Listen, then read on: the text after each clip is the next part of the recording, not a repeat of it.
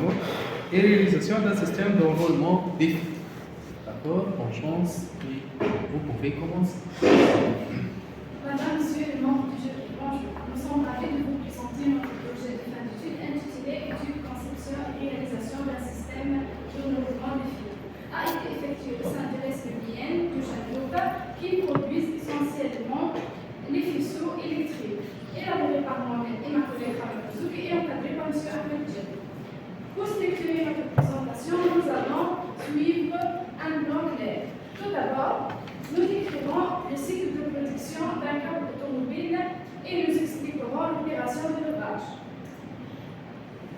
Ensuite, nous parlerons de la problématique que nous avons identifiée, suivie par les objectifs du projet. Puis, nous allons passer en revue de la recherche bibliographique et la solution proposée. Après cela, nous détaillerons l'étude de choix. Par la suite, nous expliquerons la conception du système et le prototype. Et enfin, nous conclurons avec la principale conclusion.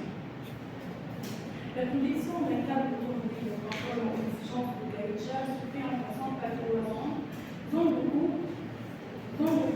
de préfabrication qui divise en trois opérations, opération de dossage, opération de soudage et opération de salissage, et finalement zone d'assemblage. Maintenant, qu'est-ce qu'une opération de levage? L'opération de levage est une étape essentielle pour la processus de préparation du filtre de soudage. Ce vidéo montre l'opération de levage manuellement.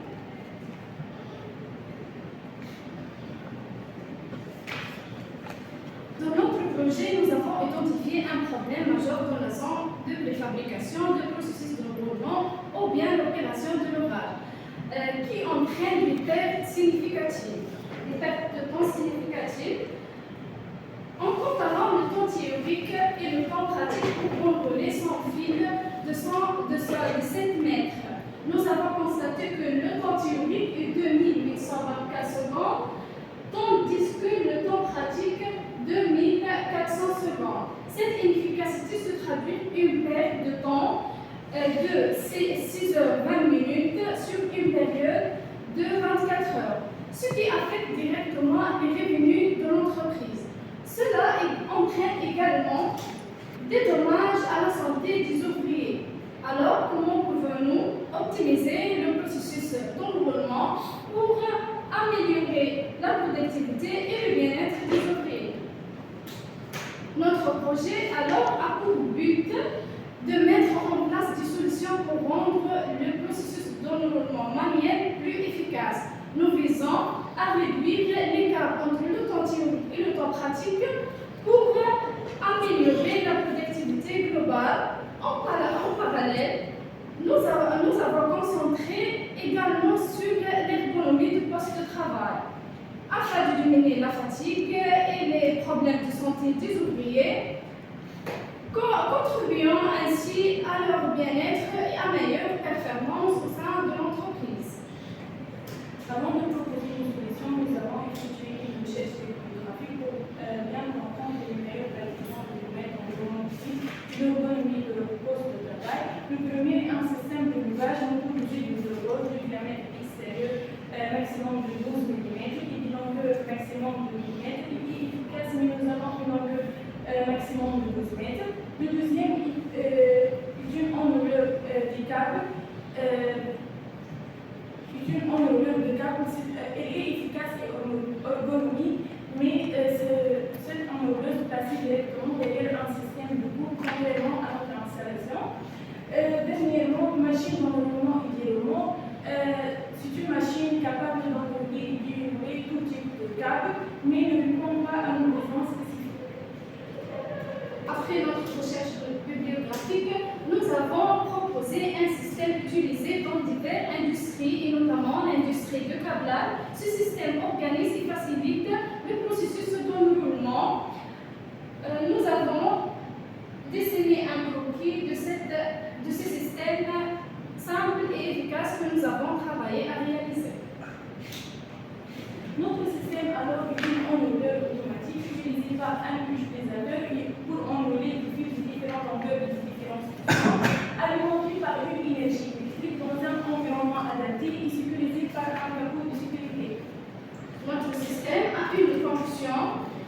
principal d'enrouler efficacement les fils de manière automatique pour optimiser la protection industrielle. Il comporte plusieurs exigences, notamment l'alimentation doit être alimentée par l'énergie et d'autres exigences.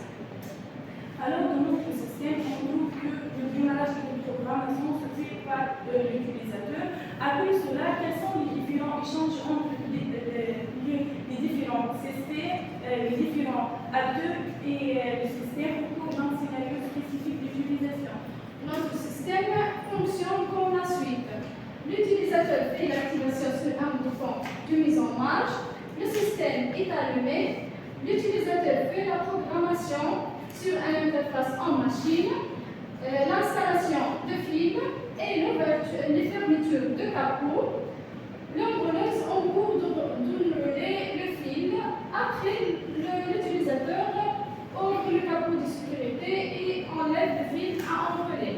Et maintenant, quelles sont les étapes et les flux de contrôle d'une activité d'enroulement de fil? On a un capteur détecter la position du capot. Si le capot fermé, la machine en marche. Si le capot ouvert, la machine en arrêt. Par la suite, quels sont les différents états de notre système et comment on fait la transition entre ces états? On a l'état initial, le système est atteint, l'état d'initialisation, le système est allumé, l'état prêt, le système est prêt à démarrer, les paramètres sont configurés et le capot de sécurité sont vérifiés pour être fermé. Et finalement, l'état final, l'état d'enroulement, l'enrouleuse en cours d'enroulement de fil. Et finalement, quelles sont les principales composantes de notre système?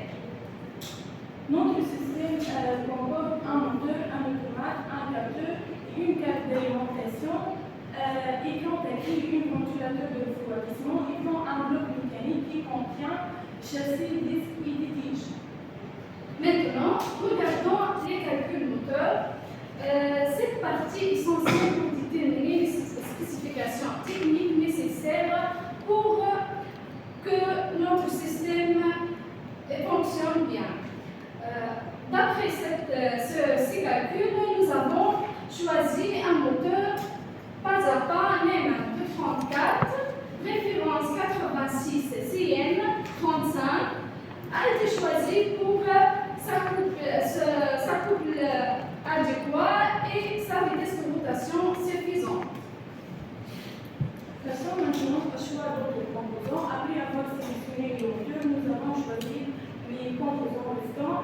Un capteur de fin de course a été choisi pour sa fiabilité et sa simplicité.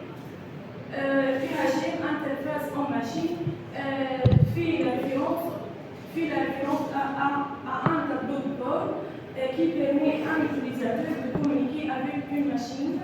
L'automate SC1200 a été sélectionné pour sa flexibilité et sa programmation simple et son intégration dans le système de contrôle industriel. Nous allons passer maintenant à la conception de notre système. Cette vidéo montre notre conception en détail. On a le châssis, son matériau est en acier, le disque et les tiges, on a l'aluminium, on a un support de capot.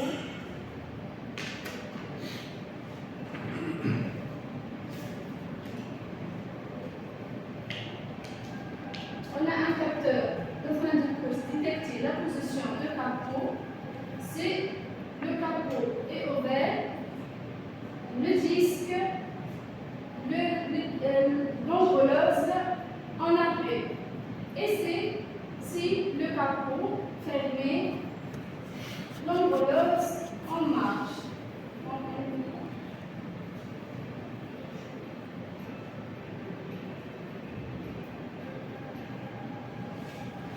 Après finaliser la conception, nous avons construit un prototype. Pour valider les concepts, détecter et corriger les erreurs et améliorer la conception. de prototypage, conception initiale, fabrication de prototypes, test et production. C'est le prototype.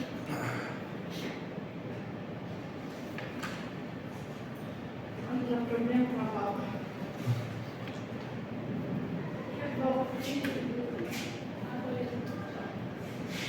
Passons maintenant à l'étape de prototypage, conception initiale, fabrication du prototype, test et production.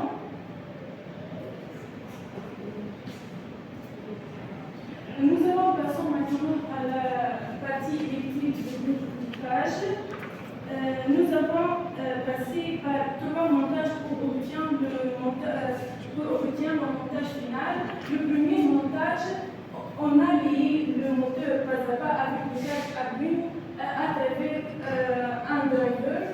Et on a lié le deuxième montage, on a lié l'afficheur avec le gaz Arduino. Le deuxième montage, on a lié le ventulateur avec le gaz Arduino à travers un relais. Et pour obtenir finalement le montage final.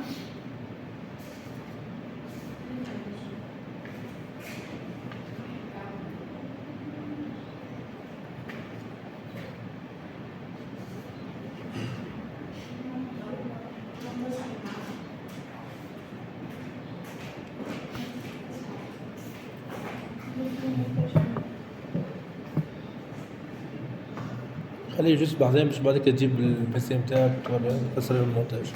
En conclusion, nous avons appris plusieurs compétences telles que le travail sur SolidWorks Toolkit, l'écriture sur la DEC, la méthode systémienne et la maîtrise de l'impression 3D qui a enrichi notre expérience en fournissant des outils pratiques pour la conception.